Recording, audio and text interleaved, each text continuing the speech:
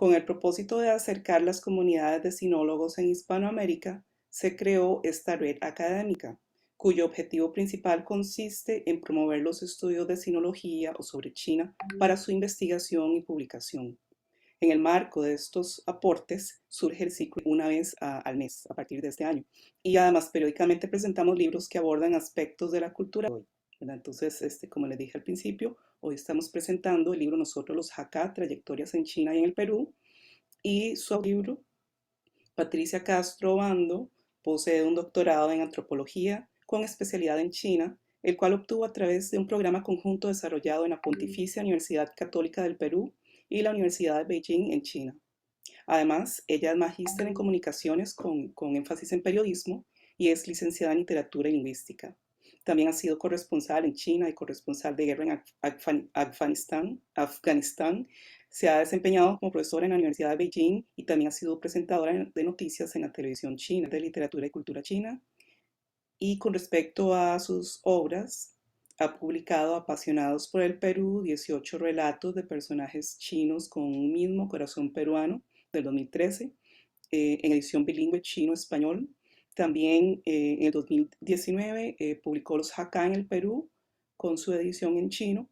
Y del 2021 tenemos la obra que presentamos el día de hoy, edición en español. Bueno, actualmente ella es profesora de la Pontificia Universidad Católica del Perú, del PUC, donde imparte cursos sobre temáticas chinas. Y finalmente hace 18 años reside en Beijing con su esposa y con su perro. Así que sin más, le vamos a dar la bienvenida a la doctora Patricia Castro Obando. Muchas gracias por estar aquí el día de hoy. Muchas gracias, doctora Laisa, y estoy muy contenta de este espacio para poder compartir algunos conocimientos sobre lo que yo llamo mi pequeño libro, ¿no? Nosotros los Hakka, sobre esta comunidad realmente maravillosa. Así que inmediatamente paso a compartir pantalla porque he preparado un pequeño prezi con algunas de las preguntas, algunas de las temáticas que hemos venido conversando con la doctora Laisa sobre la comunidad Hakka o Hakka. Y después vamos a mostrar también un recorrido etnográfico, ya por las trayectorias de los Hakka en China y también en Perú. Empiezo entonces con este pequeño prezi. Me voy a ir de acá. Y aparezco acá, un poco para adentrarnos a lo que vendría a ser la comunidad Hakka. Estos son algunos conceptos básicos, un poco para entender también cuál es la narrativa del libro y cuál es el sentido de esta comunidad, tanto en China y posteriormente en América Latina y el Perú. Vamos entonces, nuevamente, empecemos con algunas motivaciones sobre el libro. Que en realidad este libro, Nosotros los Hakka, también ha tenido su recorrido, ¿no? Es producto de mi tesis de doctorado, que se convirtió primero en una edición en chino, solo el tercer capítulo, Los Hakka en Perú, y finalmente una edición bilingüe ya un poco más trabajada sobre el trabajo de tesis, sobre la tesis de doctorado, Nosotros los Hakka, ¿no? El libro en realidad tiene un peso preponderante en los Hakka en China, un poco para explicar este proceso, ¿no? Y digamos, un peso menor sobre los primeros, pero conversábamos con la doctora Laisai, ¿por qué estudiar los Hakka, no? ¿Para qué estudiar los Hakka? ¿Por qué estudiar los Hakka? Siempre hemos tenido esta percepción de los chinos como un grupo compacto, ¿no? Un grupo compacto que en el siglo XIX, a partir del XIX sobre todo, empieza a emigrar y va a llegar al continente americano, ¿no? Diversos puntos. Pero esta noción de los chinos como un bloque en realidad es bastante general. A mí me importa muchísimo los Hakka porque es una pequeña comunidad dentro de todo este entramado de grupos chinos que va a llegar a América Latina. Es solo un hilo. Yo siempre digo, es como si fuera una manta y de esta manta es un pequeño hilo. Y entonces a mí lo que siempre me ha emocionado es no solamente esta trayectoria, sino el sujeto de estudio, que son los Hakka. Ahora, ¿cómo estudiar a los Hakka? Vamos a ver más adelante que los Hakka tienen una historia sumamente extensa de 15 siglos en China, por lo menos, y a los Hakka, como sujeto de estudio, usualmente adquiere dos miradas. Por un lado, tenemos la historia china de los Hakka, es decir, qué dicen los Hakka de ellos mismos. Y a este estudio se le llama la Hakkología, ¿no? Entonces, desde la Hakkología es nosotros los Hakka, hablamos de nosotros mismos y nuestra historia legendaria. Pero por otro lado también tenemos a la academia, ¿no? La academia focaliza en el grupo de los Hakka en la reconstrucción de esta historia, ¿no? Y desde afuera la mirada es los otros, ¿no? Por eso es nosotros y los otros. Una dicotomía que va a ser muy fuerte en el estudio de este grupo subétnico Han.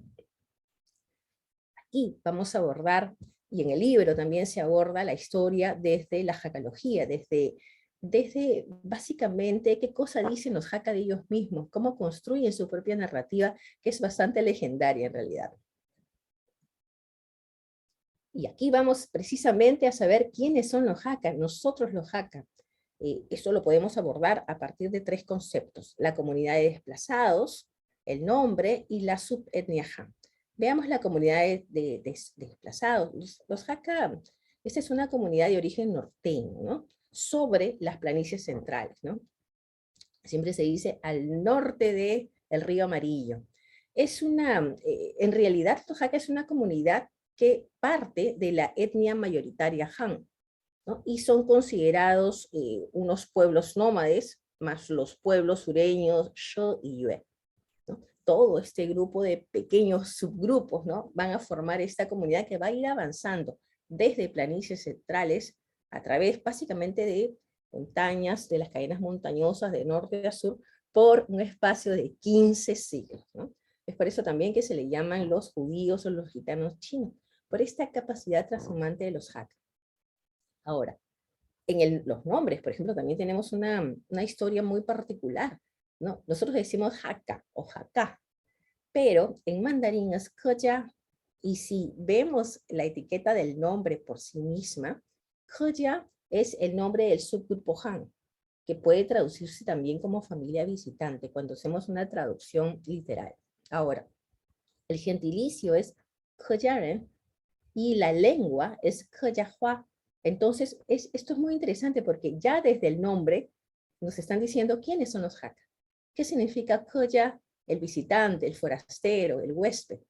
Entonces, la comunidad del visitante, la comunidad del forastero, la comunidad del huésped. Eso quiere decir que la comunidad de esos otros que llegan. Sin embargo, los Hakka a sí mismos, ¿no?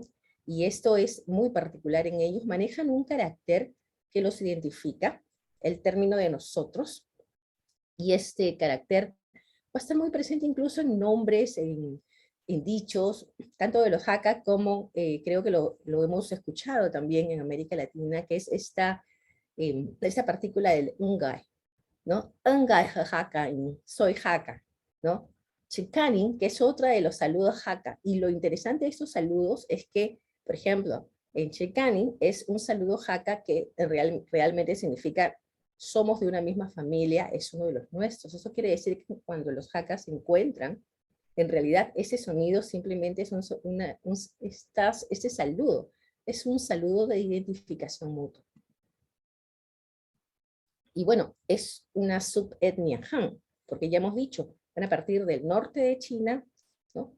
Arriba del río Amarillo, de las planicies centrales, hacia el sur, y de allí van a emigrar. Forma parte de los 8 grupos dialectales Han. Por eso es un subgrupo Han.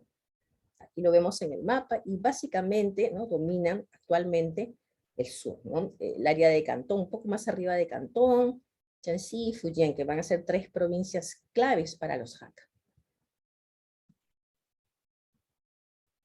El proceso de migración también va a ser una característica particular en los Hakka.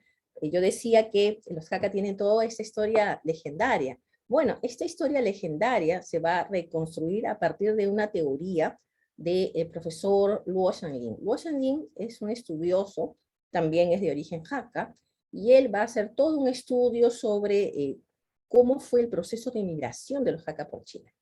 Lo va a dividir en 5 olas.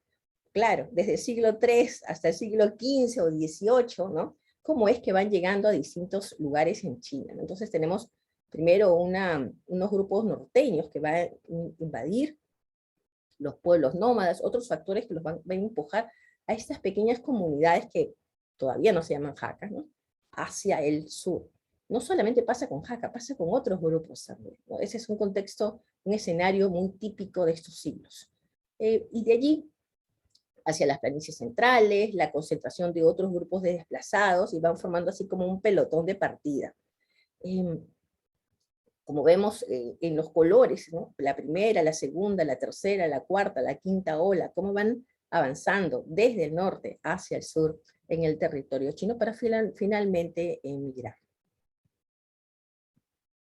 Vemos el tema también de la identidad, porque un grupo que se desplaza durante 15 siglos de norte a sur, ¿cómo construye su identidad? Pues la construcción de la identidad de este grupo. Básicamente en China el proceso migratorio va a ser muy importante para la identidad Hakka.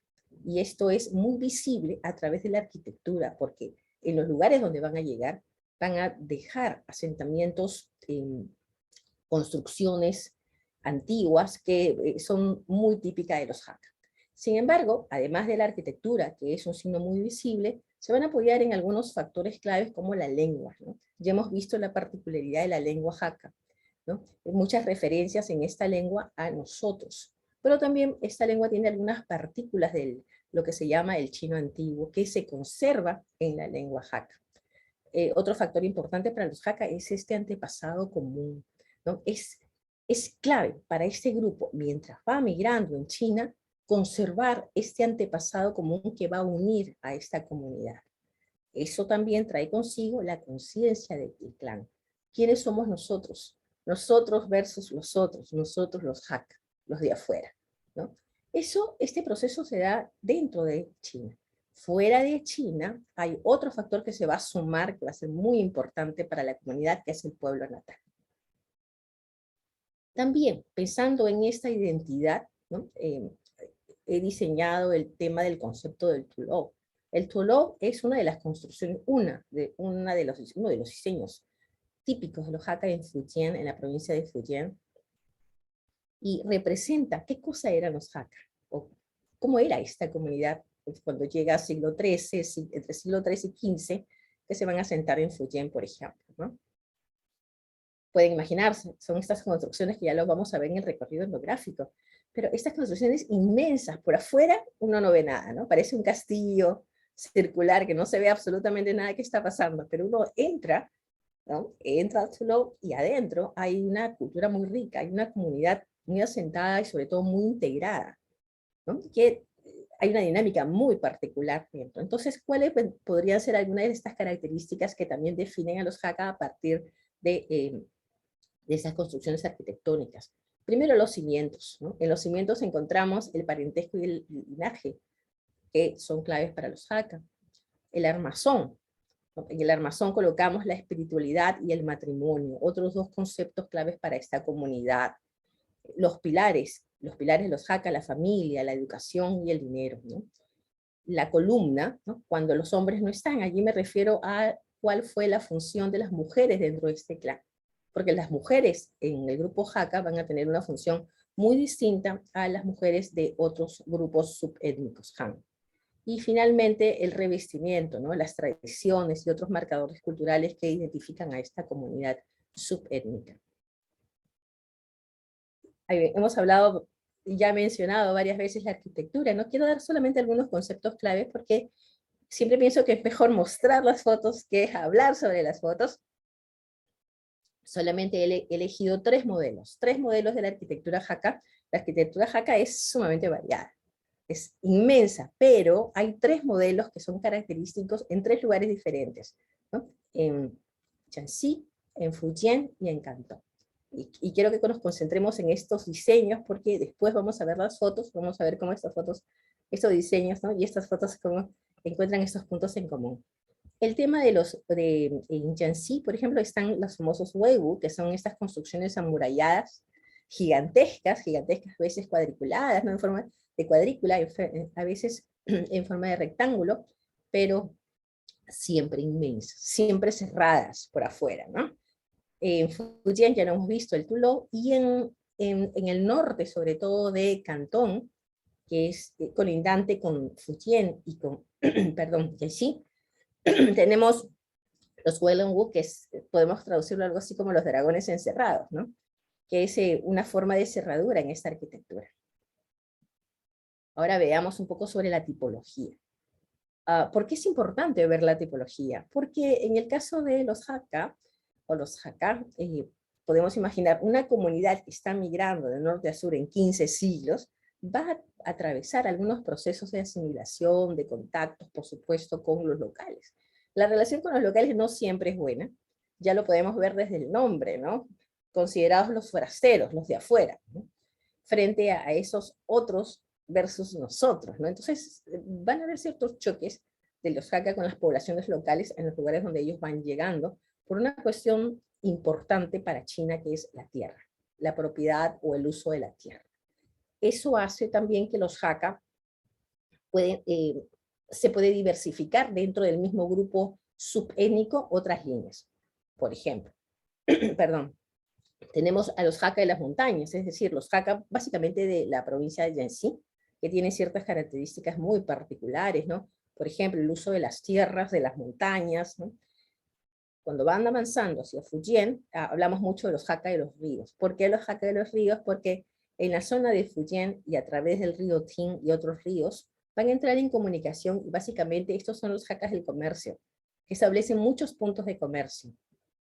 Y finalmente, una tercera tipología que es los Hakka de los poblados y las ciudades, cuando los Hakka ya llegan a Cantón, ¿no? Y empiezan a tener este contacto muy fuerte con las comunidades locales.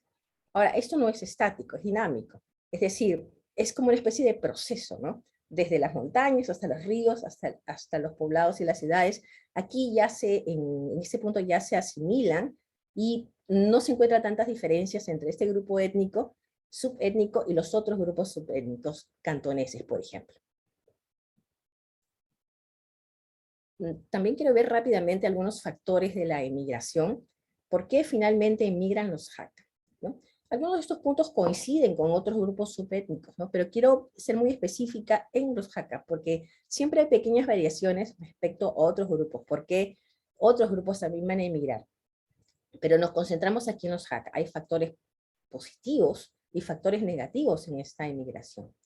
En los factores negativos, por ejemplo, vamos a concentrarnos en el siglo XIX, que va a ser un siglo muy importante para los procesos de la diáspora, la migración, los conflictos armados, en el caso de los Hakka.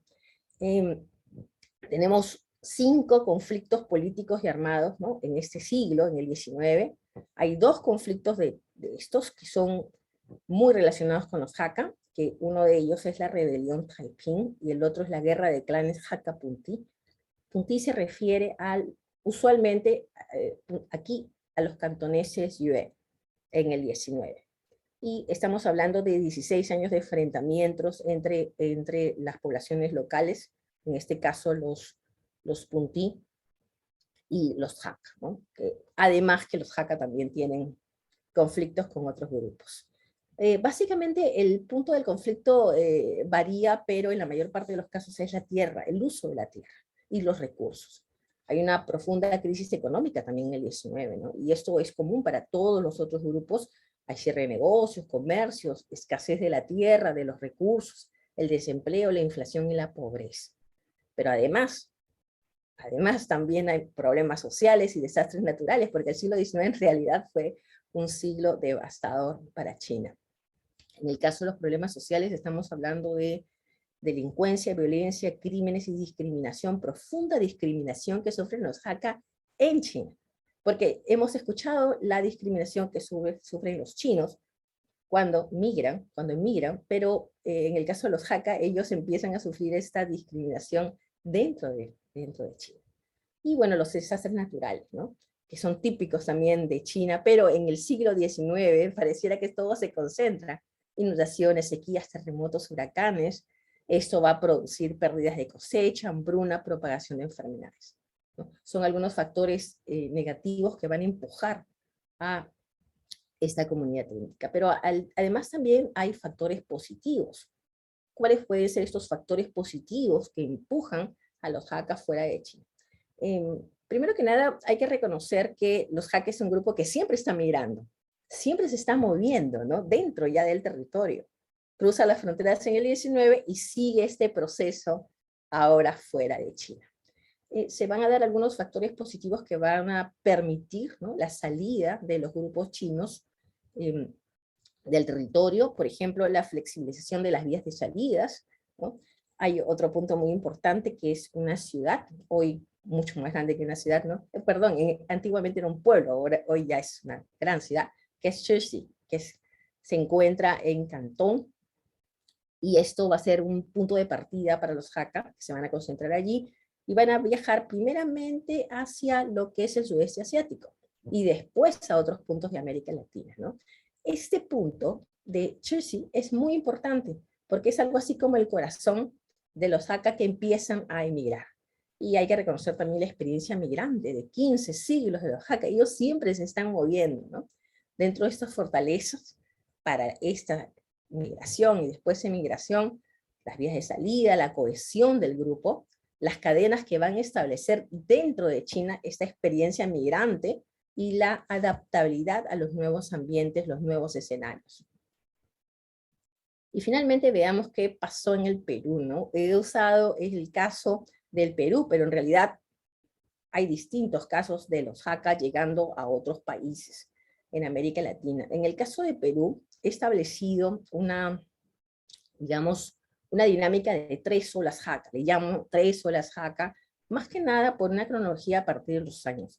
La inmigración china al Perú, ¿no?, se registra a partir de 1849. Entonces, he establecido estas 3 olas de llegada de las comunidades Hakka al Perú. Y coincide con algunos acontecimientos devastadores en China. Por ejemplo, ¿no?, entre 1849 y 1854-55, ¿no?, coincide con la rebelión Taiping, que va a empujar básicamente a los Hakka de las montañas y a los Hakka de los ríos. Estamos hablando de los Hakka que están un poco más arriba, Jiangxi y Fujian, ¿no?, si lo vemos aquí en el mapa. En la segunda ola establecemos que la partida, en la primera ola, la partida vendría a ser de los puertos de Amoy, básicamente lo que por entonces se llamaba Amoy en Shantou. Y en la segunda ola establecemos que la partida es en Macao, de Macao, ¿no? Esto va a coincidir el año 54, 74, con la guerra de clanes Hakka-Puntí, ¿no? Y en este momento se va a dar una segunda ola de los Hakka. Identificamos básicamente las ciudades y los pueblos de la costa este central, lo que también se llama el Río de las Perlas, ¿no? Y una tercera ola, ¿no?, Macao y ya otros puertos, porque esto va a cambiar muchísimo en los puertos de partida de los Hakka, y establecemos que hay 2 ciudades que van a ser muy importantes. Estoy hablando del caso Perú, ¿no? Esto puede variar, ¿no?, que es Chixi y Tiantou, ¿no?, que es básicamente, los registros están a partir del 67, y aquí vamos a ver unas comunidades Hakka que básicamente son agricultores, mineros, posteriormente los llamados Hakka californianos, ¿no?, los que bajan desde Estados Unidos hacia Perú. Y bueno, un poco también en el caso de Perú, y lo vamos a ver también en el recorrido etnográfico a través de las fotos, la idea es evidenciar esta presencia. ¿Cómo se puede evidenciar la presencia Hakka en el Perú tomando en cuenta, ¿no?, que los estudios han estado focalizados en la llegada del chino al Perú, del inmigrante chino al Perú? Pero lo dije antes y lo voy a seguir diciendo, ¿no? No podemos concebir la idea del chino inmigrante o migrante, sino dentro de este bloque indiferenciado en realidad. Me parece que, o al menos ha sido mi esfuerzo, en tratar de focalizar en uno solo, en uno de los tantos grupos que son los Hakka. Entonces, un poco para evidenciar esta presencia, vemos algunas evidencias como la sociedad Tongshan, ¿no?, que es una sociedad Hakka, de base Hakka, el templo local de Hakka de la sociedad Tongshan, que está también en Perú, y la figura del empresario chino Aurelio Pou Sanchia, ¿no?, que va a ser una figura importantísima para la comunidad Hakka y la comunidad china en el Perú de fines del 19 y principios del 20. Y voy a dejar de compartir pantalla para recibir alguna pregunta o algún comentario. Bueno, yo quería decir lo siguiente, cuando yo empecé a leer el libro me pareció muy interesante.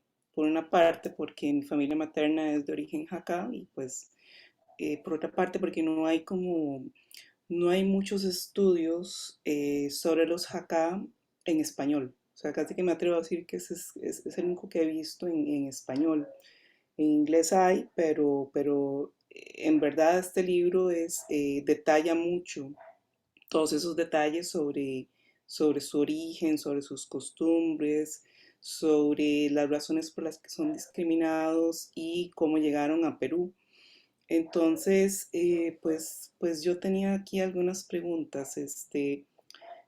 Algo que he notado también entre los historiadores y otros académicos que estudian las migraciones chinas es que está esta tendencia de, de encasillar a todos los chinos como si fueran del mismo grupo étnico, ¿verdad? Que, o sea, llegaron los chinos de Cantón y punto, ¿verdad? Entonces, no conocen que, por ejemplo, estaban los acá, estaban, digamos, los que vinieron de Cantón, estaban al menos los que vinieron aquí a Costa Rica eran de dos regiones geográficas distintas y hasta con dialectos diferentes, ¿verdad? Y, y entonces este tipo de trabajos es muy revelador, es importante. Entonces, una cosa que me han preguntado algunas de las personas que se han enterado de que aquí en Costa Rica llegó un grupo de chinos de origen Hakka es qué los diferencia de los cantoneses locales, de los Punte y de los Punti. Entonces, ya usted habló de algunos cuantos rasgos culturales, pero quizás podemos ahondar un poquito en esto. Y en este momento yo quisiera solicitarle a la audiencia que si tienen alguna pregunta para la doctora Patricia que nos las hagan llegar por medio del muro del Facebook Live del Instituto Confucio. Muchas gracias. Sí, definitivamente eso también fue una de mis limitaciones al inicio de esta investigación, ¿no? Yo también tenía la idea de los inmigrantes chinos, cantoneses en el caso de Perú, ¿no? Que llegan al Perú desde el siglo XIX en adelante, ¿no? ¿No? Y procedente de diversos lugares, sí, pero todavía la visión del chino, la visión del inmigrante chino como un bloque compacto. El esfuerzo, porque ha sido un gran esfuerzo, de focalizar en una sola comunidad, en un solo hilito de este entramado, en realidad ha sido un tremendo esfuerzo de mi parte, porque es difícil empezar a discernir y empezar a separar este hilito de todo el resto de entramado del concepto chino, ¿no? Y cultural de base china. ¿Qué diferencia a los Hakka? Por eso también la tipología es importante, porque cuando los Hakka empiezan a migrar, ¿no? A partir del 3 en adelante, sus propias características son típicas de los chinos Han del 3 y 4, es decir, por eso ellos mismos dicen, nosotros somos los verdaderos chinos Han, porque parten de esa matriz. Pero según van avanzando a través de las montañas, los ríos, y especialmente cuando llegan a Cantón, este proceso de asimilación, este proceso de ayuda mutua, necesidad mutua con los cantoneses Yue, en un inicio, hace que los Hakka bajen de las montañas, ¿no? Sigan por los ríos, entren a las ciudades y comiencen a cohabitar, convivir y compartir espacios con Puntis. Eso hace también que se van a diluir algunas de estas características que en algún momento fueron solo Hakka, ¿no? O sea, hay una especie de diálogo y sobre todo contactos entre los Hakka y los cantoneses Yue. Yo le llamo cantoneses Yue a este grupo, que en Perú se le llama solamente el cantonés, para diferenciarlo de otros grupos que también están en Cantón, como los Tuecho, los Min, y puedo seguir, porque son varios pequeños grupos que también están en Cantón, que también viajan a América Latina. Ahora, la pregunta también creo que es muy, muy válida, ¿no? El hecho de, pero hay algunas características que son típicamente Hakka. Digamos que los grupos chinos, sobre todo hay que considerar que todos son grupos Han, mantienen esta base cultural la misma, es la compartida, la base cultural para todos los grupos subétnicos Han. Todos están parte del gran grupo Han. Sin embargo, aquí podemos ver que cómo enfatiza este grupo, cómo hay algunas características que son muy particulares del grupo que los diferencia de los otros. Y me estoy refiriendo a tres. Había mencionado también primero cuál es el rol de las mujeres, ¿no? Ya sabemos que en el 19 las mujeres, por ejemplo, solamente voy a citar a las mujeres cantonesas, ¿no?, de la lengua yue, de Cantón, ¿no? Muchas de ellas, y sobre todo este grupo cantonés yue, acepta, y no solamente acepta, practica que las mujeres se venden los pies, ¿no?, los famosos pies del loto.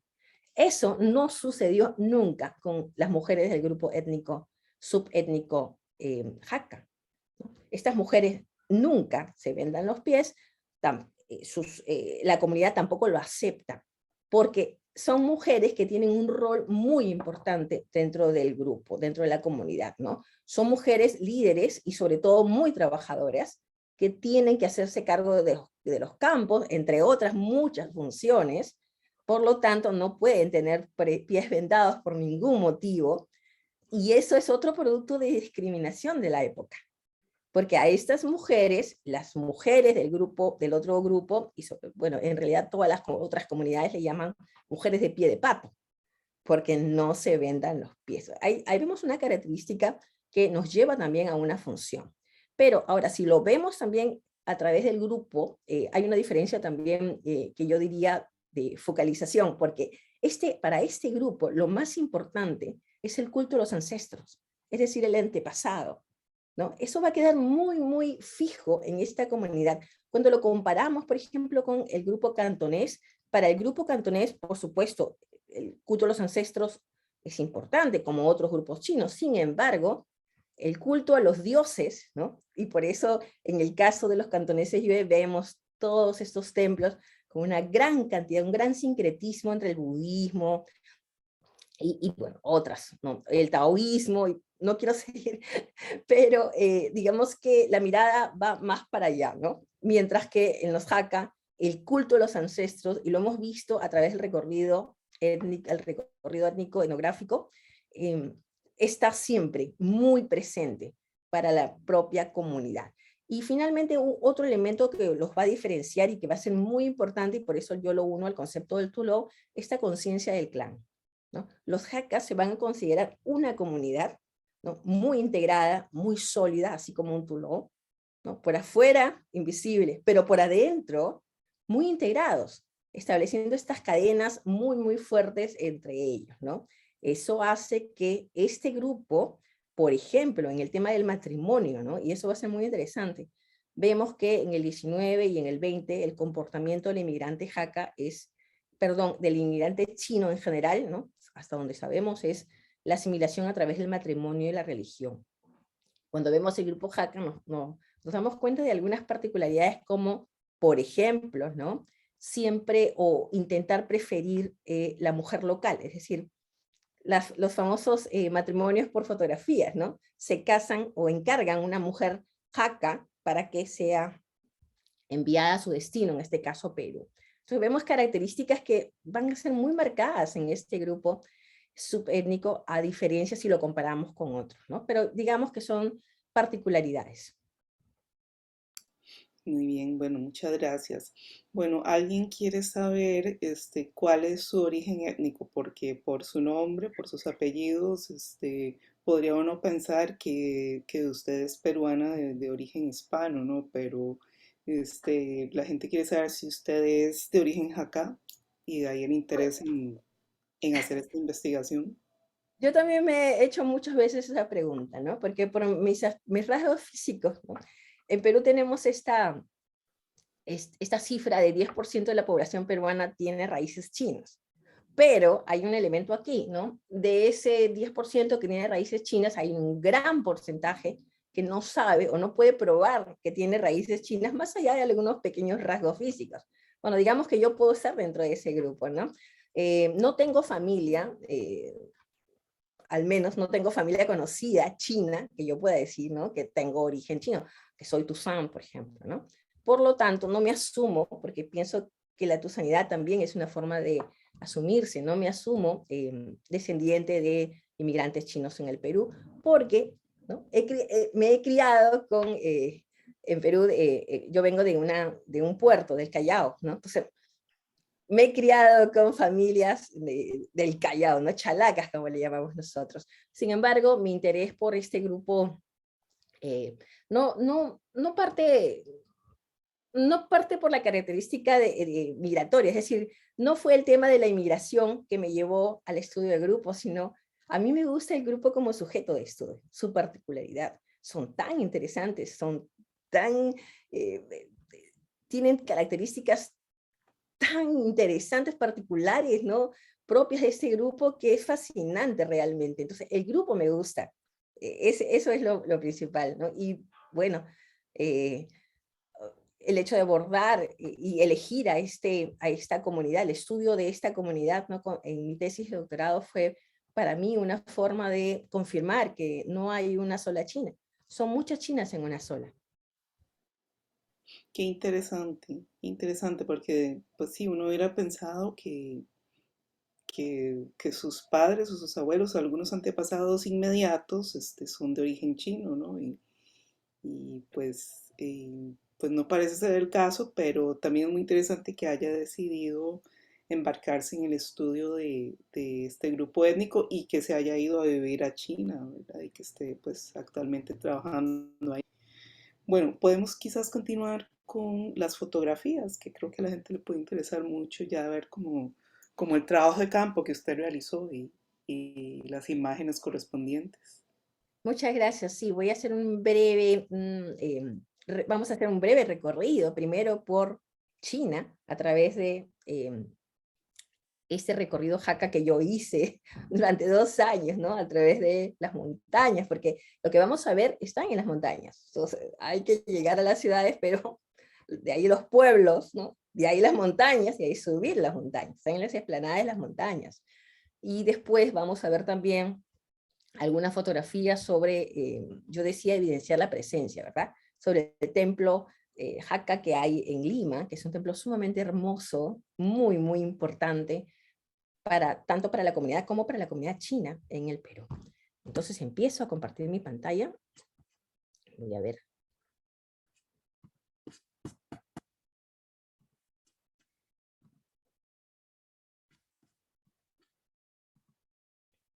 Ok, entonces vamos a empezar por este recorrido etnográfico por la ruta de Jaca de Jiangxi, Fujian y Cantón, ¿no? Vamos a adentrarnos a través de las fotografías. Un poco para ver el mapa primero que vamos a recorrer, estas son las provincias, las comunidades Hakka en Jiangxi, en Fujian y en Cantón. Vamos a ver cómo forman, ¿no? Entre estas 3 provincias, ¿no? En los lugares donde se construyen básicamente estos establecimientos. Acá vemos los diseños. Solamente he elegido algunos diseños para poder ver, pero en realidad hay muchísimos diseños de lo que vendrían a ser los Hakka en China, ¿no? Y empezamos con Jiangxi. Cuando decía que eran grandes fortalezas, creo que no me equivoqué. Vemos, este es el poblado de Longnan en el sur, una estructura de cubo que le llamamos Weiwo. Aquí está, pero por adentro, ¿no? Usualmente son 3, 4, a veces 5 pisos. Hemos encontrado algunos de 5 pisos, ¿no? Hasta hoy, ¿no? El ingreso y quiénes son las personas que habitan actualmente, usualmente son ancianos, niños o madres gestantes, ¿no? Todo el resto está en las ciudades trabajando. Aquí hay una panorámica para que vean qué grande que es. Solían albergar más de 100 familias, ¿no? Y algunos aspectos característicos, decimos arquitectura de corte taoísta, ¿no?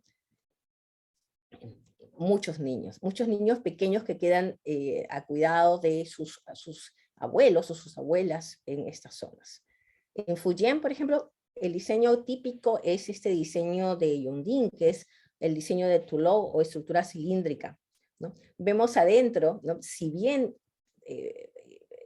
acá hay una pequeña niña que cruzó justo en ese momento, pero a mí me encanta mucho esta foto, ¿no? Y vamos a ver muchas escrituras, muchos caracteres que precisamente tiene que ver con algunos dioses, pero también con el culto de los ancestros, ¿no? Eso ya es otro de los Tulou muy, que particularmente me gusta mucho, que es el Ruchan Law, que tiene esta forma de, ¿no? De vasija de arroz.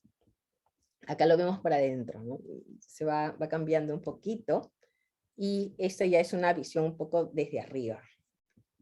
Está siempre en las montañas. Este es otro Tulou, también de la zona, pero ya va cambiando, vamos a ver cómo la estructura gira, pero el concepto permanece, es decir, siempre están, congrega a usualmente muchas familias reunidas, ¿no?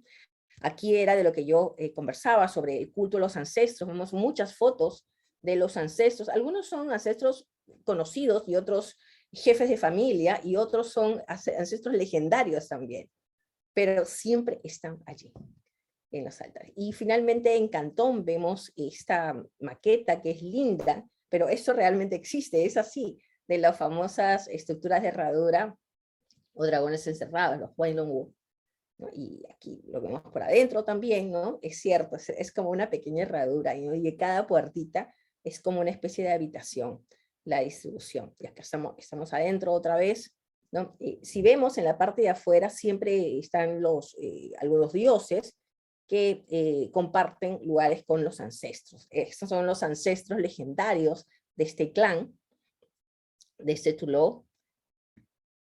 Y bueno, aquí, esta es una foto que siempre a mi profesor a mi asesor de tesis le encantaba, porque al frente de estos Tulou ya se han construido estos edificios, ¿no? Para que las personas puedan moverse, puedan mudarse, pero un rasgo que nos llama mucho la atención es que en estos edificios que acabamos de ver aquí, a veces se mudan todas las familias y ocupan todos los edificios, es decir, simplemente se desplazan desde el Tulou al edificio. Esta necesidad de siempre estar juntos, ¿no? Va a ser muy característica. Y abajo estoy yo con algunas de las personas que me acompañaron y me ayudaron muchísimo en esa trayectoria. Ahora vamos a ver rápidamente también, así como hemos visto aquí, pero el recorrido por el Perú para evidenciar la presencia.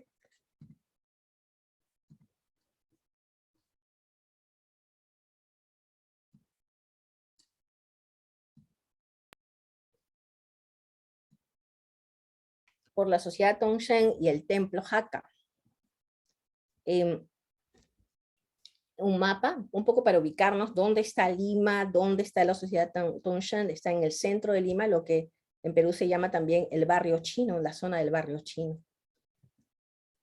Esta es la entrada de la sociedad del templo Hakka, también la sociedad Tongshen, ¿no? Porque comparten, ¿no? Primer piso, segundo piso. Aquí lo curioso es que en el segundo piso está el templo.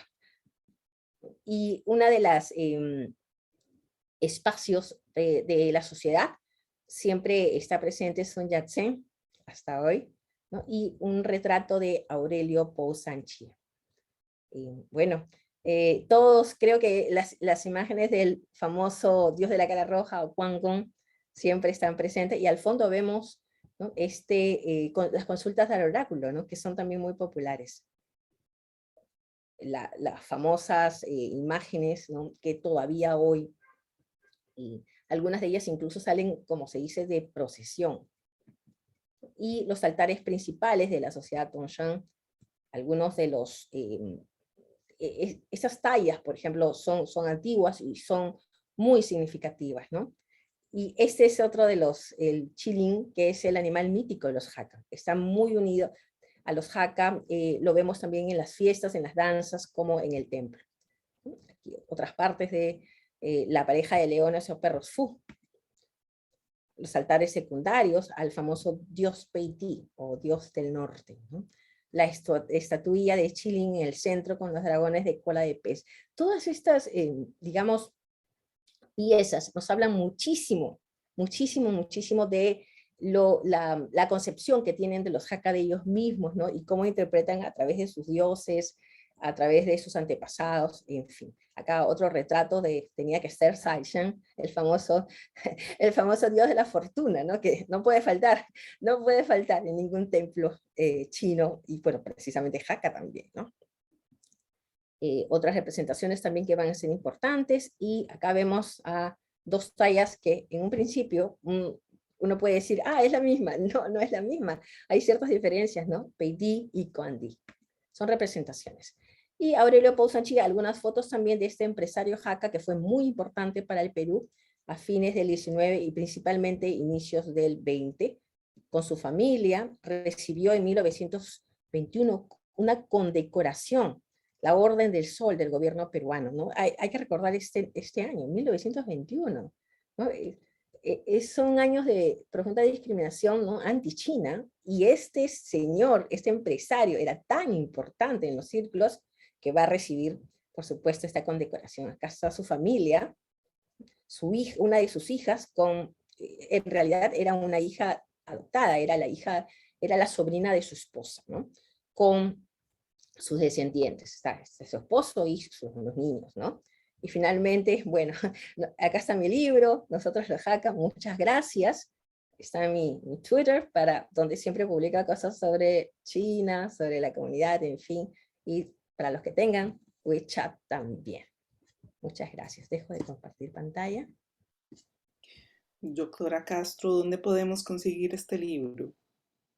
El libro está, bueno, disponible en Perú, en el Fondo Editorial de la Pontificia Universidad Católica, en físico, pero también en el Fondo Editorial también hay una posibilidad de comprarlo como ebook. Muy bien, excelente. Entonces, para todas las personas que estén interesadas, porque nuevamente es una investigación inédita realmente, ¿verdad? Para lo que es los estudios sobre China en español. Entonces, muy aconsejable, ¿verdad?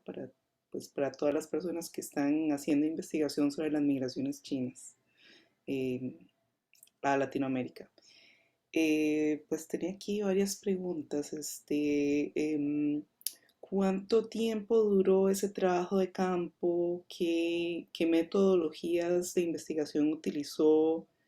Em, ¿Tuvo acceso a algunos archivos para, no sé, para hacer averiguaciones sobre, por ejemplo, sobre Aurelio Pousanchía u otros Hakka que emigraron a Perú?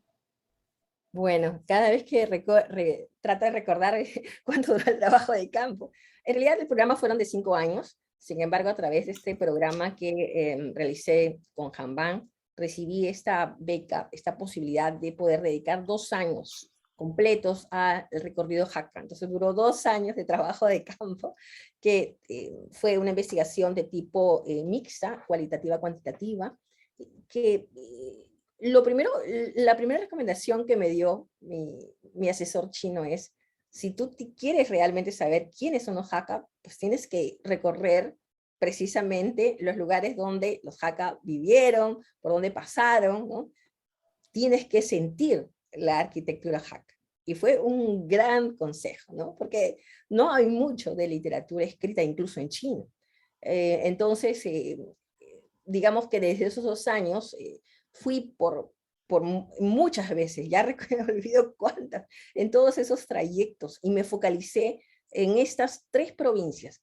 Aunque claro, los Hakkas están en otras provincias también. Bueno, para llegar a estas 3 provincias y sobre todo para llegar a estas instalaciones, a pesar que China está muy bien conectada, es muy difícil, requiere mucho tiempo, ¿no? Subir el cerro hasta la montaña, hasta la arquitectura.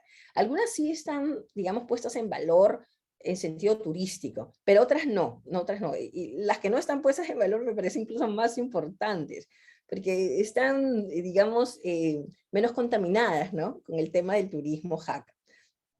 Y allí hice entrevistas, y esto fue también otra anécdota, porque yo hablo el mandarín, ¿no? Digamos, pensaba que hablando en mandarín yo podía conectarme, conversar, hacer esas entrevistas, pero no, porque por supuesto se habla Hakka, no se habla mandarín, especialmente las personas que yo quería entrevistar en China, que son básicamente los ancianos que todavía están allí. Así que, ¿quiénes me ayudaron? Los niños, porque los niños Hakka sí hablan mandarín, ellos estudian mandarín en las escuelas, así que ellos me ayudaron como intérpretes, ¿no? Me ayudaron muchísimo los niños para llegar a sus abuelos, a los ancianos. Eso en términos de entrevistas, ¿no? en cada lugar, que quiero decir la verdad, salía más confundida, porque cada uno de estos lugares me daba otra información diferente, lo cual me lleva finalmente a llegar a las conclusiones que incluso los Hakka también son muy diversos, como ya tampoco es una comunidad de bloques, así son los Hakka, no, dentro de ellos también hay pequeños hilitos. Sí pude acceder a varios archivos, tuve, gracias a mi trabajo con la Universidad de Beijing, sobre todo porque mi asesor era de la Universidad de Beijing, me dio una carta de presentación para trabajar en los archivos de Cantón. Pero en los archivos de Cantón básicamente hay archivos, bueno, hay archivos y hay archivos, hay muchísima información por explorar, ¿no? Es como una especie de océano y uno a veces no sabe dónde empezar, con qué empezar. Y cuando uno tiene acceso a unos documentos, ¿no? A veces están los documentos, ¿no? y están escritos, ¿no? En caracteres tradicionales, y muchos están escritos a mano, especialmente cartas, ¿no? Entonces, puede imaginarse así como cuando escribe un doctor, ¿no? Muy difícil de intentar reproducir, no se puede sacar copias fotostáticas, había que tomar apuntes a mano, así que a veces yo en una carta me tomaba 2, 3 días y para darme cuenta que sí, quizás la carta no me sirvió mucho. Así que fue un trabajo muy duro también en los archivos, pero sí, hay mucho material por ver, ¿no? Yo estaba buscando al principio cosas muy directas con los Hakka, ¿no? Yo quería solamente los Hakka, pero me di cuenta, sobre todo en Cantón, que esta tipología que nos ayuda mucho a entender cómo los Hakka se van a integrar, se van a asimilar a los cantoneses, aunque a veces me pregunto si no fue al revés, si no fueron los cantoneses que si terminaron asimilando con los Hakka o se produjo esta integración. Eso con relación a los archivos, solamente para mencionar archivos y entrevistas en Perú, además de documentación, ¿no? Documentación escrita como libros, ensayos y todo esto en chino, por supuesto, ¿no? Como usted dijo, doctora, no hay información en español, sí hay información en inglés, ¿no? Es poca, pero la poca que hay es muy valiosa porque ha sido trabajada en China. Y en Perú tuve un privilegio de poder conversar con las abuelas Hakka, ¿no? Las señoras que me contaron algunas de sus experiencias, tuve algunas entrevistas personales. Fue muy difícil entrar en contacto porque así como atravesar, ¿no? Atravesar la puerta del Tuló, ¿no? Ganar la confianza para poder ingresar y compartir, ¿no? Estas historias de vida, ¿no? Estas memorias, es muy difícil y a mí me tomó el mismo tiempo de la investigación, como 2 años, conversar poco a poco, ¿no? Mostrar mi interés por el grupo y ganar confianza y poder escuchar las historias, ¿no? En la narrativa hubo mucho. Ahora, quiero también decir que, por eso siempre digo mi pequeño libro, porque mi libro es como una introducción al tema. Me falta mucho trabajo para hacer en Perú todavía, ¿no? Esto, trabajar con archivos, ir a otros lugares que fueron clave para los Hakka dentro del Perú, no solamente Lima o Callao. Así que esto es solamente un inicio de una investigación. Y yo siempre digo y animo, así como yo hice el estudio de una pequeña comunidad, los Hakka, está allí el grupo de los cantoneses Yue, que fue el grupo más importante que llegó a América Latina, al menos en Lima, en Perú. Así que animo a hacer una investigación sobre los cantoneses Yue, pero no desde el Perú, sino desde China.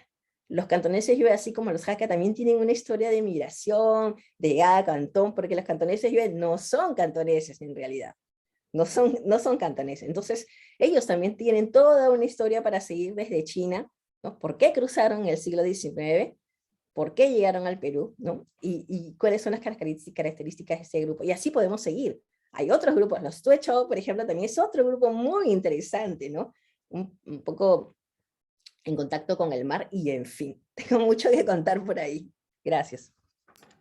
En efecto, pues hay muchas historias que reconstruir y muy importante, pues además de hacer la investigación aquí en América Latina, pues ir a China, pero realmente también hay escollos que hay que sobrepasar, como el idioma, ¿verdad? Es importante porque pues, obviamente alguien que solo sepa inglés no va a poder hacer pues mucho contacto con estas personas, con estas generaciones de personas que inclusive solo hablan quizás su dialecto, ¿verdad? exacto. También el hecho de que muchos, bueno, no muchos, todos los archivos, todos los documentos en estos repositorios están en chino. Entonces, y en muchos casos, como usted dijo, en chino tradicional. Entonces, no basta con saber chino simplificado. Y bueno, hay que saber qué puertas tocar, definitivamente.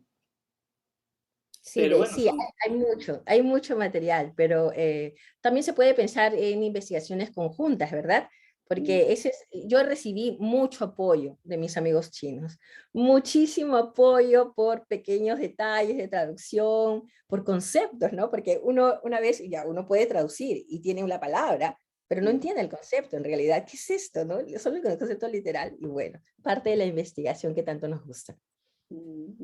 sí, definitivamente, definitivamente. Pero bueno, poco a poco vamos abriendo esas líneas de investigación, ¿verdad? Realmente, digamos, uno piensa que a veces que hacer estudios sobre migración china es solo indagar sobre esas historias de estas personas que atravesaron un océano, pero en realidad hay también, digamos, muchas instituciones o entidades en China que tenían interés en establecer contacto con los chinos de ultramar, entonces, entidades políticas. Entonces, creo que por ahí también se puede entrarle al tema y en realidad hay muchas avenidas, ¿verdad? Entonces, muchísimas gracias por esos consejos porque creo que son muy útiles, ¿verdad? Para personas que tal vez estén pensando en, en enfocar sus estudios ya desde China, ¿verdad? Que se hace necesario. Hay cantidades de información, pero bueno, se necesita gente especializada, ¿verdad? Especialmente en el idioma, ¿verdad? Sí, Entonces, yo animo mucho a los estudiantes ahora con las becas que hay. Poco a poco se va a ir restableciendo los canales y van a poder regresar a China. Y los animo muchísimo, muchísimo a hacer las investigaciones desde China.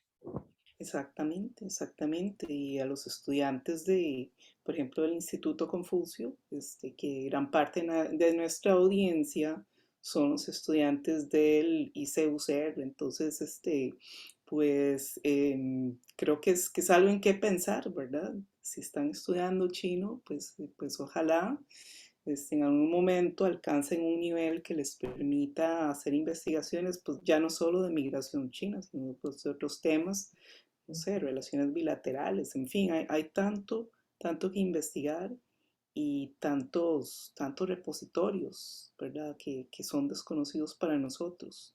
Entonces, pues los animamos, ¿verdad? Y muchísimas gracias, doctora Castro Ando, por su participación en este ciclo de conferencias con la presentación de este libro. Y pues esperamos con ansias más de sus obras, ¿verdad? Que continúe haciendo investigación sobre los jacapes. Como dice usted, todavía hay mucho que encontrar. Ujú, exactamente. Y bueno, yo también quiero agradecerles por este espacio. Me siento realmente muy honrada y sobre todo poder conectar finalmente con Costa Rica. Yo recuerdo, ¿se acuerda, doctora, que sobre la conferencia que hubo en el 2019, ¿no? Y yo me apunté, me registré, Sí, casi compro mi pasaje, ¿no? Y no pude ir y después vino la pandemia. Pero no dudo que se van a dar las oportunidades para poder volver a Costa Rica. Muchas gracias a todos y así es. todas. No, no, gracias a usted. Y si se abre la oportunidad inclusive de hacer algún tipo de investigación conjunta, porque hay chinos que de Costa Rica se fueron a Perú, viceversa. Entonces, digamos, esos nexos transnacionales, sería interesante investigarlos, ¿verdad?